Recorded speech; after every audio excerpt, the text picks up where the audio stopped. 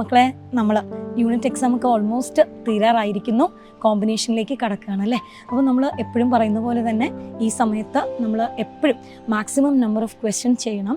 എന്നിട്ട് ക്വസ്റ്റ്യനിൽ വരുന്ന കറക്ഷൻസ് അല്ലെങ്കിൽ നിങ്ങൾക്ക് ഡിഫിക്കൽറ്റി തോന്നുന്ന തെറ്റിപ്പോകുന്നത് വീണ്ടും വീണ്ടും വായിച്ച് പഠിക്കണം എന്ന് പറയുന്നുണ്ട്. അപ്പോൾ ഇവിടെയാണ് ഏറ്റവും വലിയൊരു കാര്യം നിങ്ങൾ ഓർക്കേണ്ടത്. ബയോളജിയുടെ ഒക്കെ കാര്യത്തിൽ ഈ വായിച്ച് പഠിക്കൽ എന്നൊരു കാര്യം അതെങ്ങനെയാണ് കൃത്യമായിട്ട് നമ്മൾ ഈ വായന എന്നതുകൊണ്ട് എന്താണ് ഉദ്ദേശിക്കുന്നതെന്നാണ് ഇന്നത്തെ വീഡിയോയിൽ ഞാൻ പറഞ്ഞു തരാൻ പോകുന്നത് കേട്ടോ. നമ്മളൊന്ന് ആലോചിക്കുക. നോർമലി നമ്മൾ കുറേ സ്റ്റേറ്റ്മെൻറ്റുകൾ അല്ലെങ്കിൽ വായിച്ച് തുടങ്ങുന്നു, ഒന്ന് വായിച്ചു, വീണ്ടും നമ്മൾ റീഡിങ് അല്ലേ, രണ്ടാമത്തെ പ്രാവശ്യം വീണ്ടും വായിക്കുന്നു. ചിലപ്പോൾ നമ്മൾ 3, 4, 5 പ്രാവശ്യമൊക്കെ വായിക്കും. പക്ഷേ ഈ വായിച്ച് കഴിഞ്ഞിട്ട് ഇപ്പോൾ ഒരു പാരഗ്രാഫാണ് വായിച്ചതെങ്കിൽ ആ ഒരു പാരഗ്രാഫിനകത്ത് നമ്മൾ വായിച്ചത് അത്രയും ഒരു പക്ഷേ പെട്ടെന്ന് ആ ഒരു നിമിഷം ആലോചിച്ചാൽ നമുക്ക് ഓർമ്മ വരുമായിരിക്കും. കുറച്ച് നേരം കഴിഞ്ഞ് അല്ലെങ്കിൽ ഒരു 2-3 ദിവസം കഴിഞ്ഞ് ഒരാഴ്ചയൊക്കെ കഴിഞ്ഞ് വീണ്ടും നമ്മൾ നോക്കുമ്പോൾ ആ വായിച്ചത് നമ്മൾ മറന്നു പോയിരിക്കുന്നു. അപ്പോൾ ശരിക്കും പറഞ്ഞാൽ എന്താ ഇതിന് കാരണം? ഇതിനെ നമുക്ക് എങ്ങനെ ഓവർകം ചെയ്യാം? നമുക്ക് പലപ്പോഴും എത്ര വായിച്ചാലും ഒരു സാറ്റിസ്ഫാക്ഷൻ തോന്നാറില്ല. ബയോളജിയൊക്കെ പല കുട്ടികളും വന്ന് പറയാറുണ്ട്, എത്ര വായിച്ചിട്ടും എനിക്ക് ഇങ്ങോട്ട് സാറ്റിസ്ഫാക്ഷൻ തോന്നാറില്ല. മാത്രമല്ല ഞാൻ ഒത്തിരി തവണ വായിച്ചതാണ്, പക്ഷേ പരീക്ഷയ്ക്ക് എനിക്ക് എഴുതാൻ പറ്റില്ല, അല്ലെങ്കിൽ ക്വസ്റ്റ്യൻ പേപ്പർ കണ്ടപ്പോൾ ഇതെനിക്ക് കിട്ടിയില്ല എന്നൊക്കെ. അവിടെ എല്ലാം നിങ്ങളോട് പറയാനുള്ള ഒരു കാര്യം, ഈ റീഡിങ് ആൻഡ് റീഡിങ് എന്ന് പറയുന്നത് അത് വെറുതെ നിങ്ങൾ വായിക്കുവാണെങ്കിൽ ഡെഫിനറ്റായിട്ടും നിങ്ങൾ ക്വിക്കായിട്ട് തന്നെ അത് മറന്നുപോകും. എത്രത്തോളം നിങ്ങൾ റീഡ് ചെയ്യുന്നു എന്ന് പറഞ്ഞാലും അതിലൊരു കാര്യമില്ല. കാരണം ബ്രെയിൻ അതിനകത്ത് ഇൻവോൾവ് അല്ല. ജസ്റ്റ് നമ്മൾ കണ്ണുകൊണ്ട് വായിക്കുന്നു, അവിടെ ഒരു പ്രോസസ്സിങ് ഇല്ല, ബ്രെയിനിൻ്റെ പ്രോസസ്സിങ് ഒന്നും ഇല്ലാതെ ജസ്റ്റ് വായിച്ചു പോകുന്നു, വീണ്ടും നമ്മൾ വായിക്കുന്നു. ഒരു 10 പ്രാവശ്യം വായിച്ചതിന് ശേഷം 11ാമത്തെ പ്രാവശ്യം ആലോചിക്കുമ്പോൾ പെട്ടെന്ന് നമുക്ക് കിട്ടുന്നു. പക്ഷേ ഒരാഴ്ച കഴിഞ്ഞ ആഴ്ച ഞാൻ എന്താണ് വായിച്ചതെന്ന് പറഞ്ഞാൽ നമുക്കത് ഓർമ്മ ഉണ്ടാവില്ല, കാരണം പ്രോസസ്സിങ് അവിടെ നടന്നിട്ടില്ല. അപ്പോൾ റാദർ ദാൻ റീഡിങ് നമുക്കതിനെ എങ്ങനെ ഫലവത്തായി ഇഫക്റ്റീവായിട്ട് റീഡ് ചെയ്യാം, എങ്ങനെ നമുക്ക് സ്മാർട്ടറായിട്ട് അതിനെ വായിച്ച് പഠിക്കാം എന്നാണ്.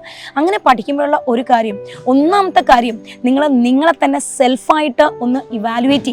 സെൽഫ് ഇവാലുവേഷൻ എന്ന് പറഞ്ഞാൽ ഒരു പാരഗ്രാഫ് വായിച്ചിട്ട് എപ്പോഴും വായിക്കുമ്പോൾ വേറെയും ഒരു കാര്യം, ആ വായിച്ച പാരഗ്രാഫിൽ ഡെഫിനിഷൻസ്, അതുപോലെ ചില കീ വേർഡുകൾ, ചില സയൻറ്റിസ്റ്റിൻ്റെ പേരുകൾ, ചില എക്സാമ്പിൾസ്, ഡേറ്റ്സ്, ഇതൊക്കെ കൃത്യമായിട്ട് നിങ്ങൾ ഓർത്ത് വയ്ക്കണം. അപ്പോൾ ഒരു പാരഗ്രാഫ് വായിച്ചു പോകുമ്പോൾ അതിനകത്ത് ഈസും വാസും അടങ്ങിയ കുറേ കാര്യങ്ങൾ നിങ്ങൾ കാണും. അതെല്ലാം വിട്ടിട്ട് ഞാൻ ഈ പറഞ്ഞ പോലെ ഡെഫിനിഷൻസ്, അതുപോലെ കീവേഡ്സ്, സയൻറ്റിസ്റ്റിൻ്റെ നെയിംസ്, ഡേറ്റ്സ്, എന്തെങ്കിലും ഡെഫിനിഷൻ വരുന്നുണ്ടെങ്കിൽ അത്, എക്സാമ്പിൾസ്, ഇങ്ങനെയുള്ള കാര്യങ്ങൾ ആ പാരഗ്രാഫിൽ നിന്ന് ഓർത്ത് വയ്ക്കുക. ഓർത്ത് വെച്ചതിന് ശേഷം ഞാൻ നേരത്തെ പറഞ്ഞല്ലേ, നമ്മളൊന്ന് സെൽഫായിട്ട് അനലൈസ് ചെയ്യണം. സെൽഫായിട്ട് അനലൈസ് ചെയ്യുമ്പോൾ 2 കാര്യങ്ങൾ ചെയ്യാം. ഒന്ന്, കണ്ണടച്ച് ഞാൻ എന്താണ് വായിച്ചതെന്നൊന്ന് തിരിച്ച് പറഞ്ഞു നോക്കാം. അല്ലെങ്കിൽ നിങ്ങൾ വായിച്ച കണ്ടന്റുകൾ ഏറ്റവും ഷോർട്ടായിട്ട് ഒരു ബുക്കിൽ എഴുതി വെച്ച് നോക്കാം. ഇതൊന്നും തന്നെ സമയം വേസ്റ്റില്ലേന്ന് ആലോചിക്കേണ്ട. കാരണം പരീക്ഷാ സമയത്ത് നിങ്ങൾ പോകാൻ തുടങ്ങുമ്പോൾ, അല്ലെങ്കിൽ ഞാൻ മറന്നുപോയോ എന്ന് സംശയിക്കുന്നവർ, ഇതുവരെ ഷോർട്ട് നോട്ട്സ് കയ്യിലില്ലാത്തവർക്കൊക്കെ ഇതൊരു നല്ല ലേണിംഗ് മെത്തേഡാണ്. Whenever you are reading something, ആ വായിച്ച് കഴിഞ്ഞതിന് ശേഷം ഞാൻ എന്താണ് വായിച്ചത്, അത് ആ കണ്ടന്റ് മാത്രം മതി, ഏറ്റവും ഷോർട്ടായിട്ട് ഞാൻ ഈ പറഞ്ഞ തരത്തിലുള്ള കാര്യങ്ങൾ നിങ്ങളൊന്ന് എഴുതി വയ്ക്കുക. പിന്നെ അനോട്ടേറ്റ് ചെയ്യുക. അനോട്ടേറ്റ് ചെയ്യുക എന്ന് പറഞ്ഞാൽ സെൽഫായിട്ട് തന്നെ ഇത് പറഞ്ഞ് പഠിക്കുക.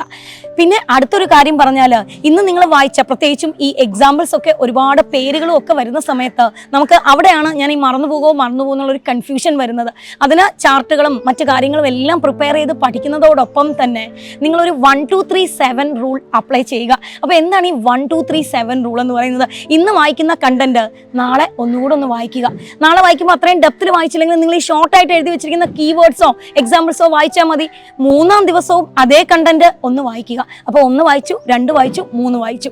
ഇനി അത് കഴിഞ്ഞ് 7 ആണ്, 1, 2, 3, 7 ആണ്. 7 ദിവസം കഴിഞ്ഞ് നിങ്ങളിത് ഒന്നുകൂടെ വായിക്കണം. അപ്പോൾ 7ാം ദിവസം വായിക്കുമ്പോൾ നിങ്ങൾ ആ വായിക്കുന്നതിന് മുൻപ് വേറെയും ഒരു കാര്യം, ഈ 7ാം ദിവസം ഞാൻ നേരത്തെ പറഞ്ഞ ഒരു അനാലിസിസ് നടത്തണം. ഞാൻ കഴിഞ്ഞ ആഴ്ച പഠിച്ചത് എന്താണ്, വായിച്ചത് എന്താണ്, എനിക്കതിനകത്ത് എന്തൊക്കെ ഓർമ്മയുണ്ട്, എന്തൊക്കെ എനിക്ക് തിരിച്ചെഴുതാൻ പറ്റും, അങ്ങനെ നോക്കുക. അങ്ങനെ നോക്കുമ്പോൾ നിങ്ങൾക്ക് തന്നെ മനസ്സിലാവും, ഓക്കെ ഞാൻ ഇത്രയും പഠിച്ചിട്ടുണ്ട്, എനിക്കത് ഓർമ്മയുണ്ട്.